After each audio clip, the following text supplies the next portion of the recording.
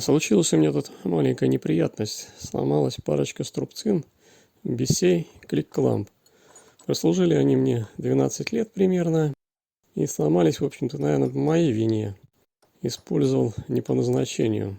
Прижимал плоскошлифовальную машинку к столу, используя ее в качестве вибратора для изготовления тротуарной плитки.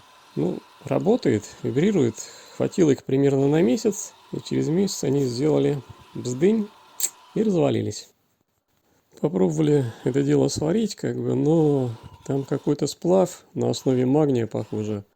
В общем, сварить не получилось. Поэтому принял решение просто сделать из черного металла, проварить это все и поставить на место. Детали просто вырезал болгаркой, срисовав контур струбцины. Соединил все это на заклепках. А дальше просто это проварилось, отшлифовалось и покрасилось. А как это сделано, можно посмотреть видео.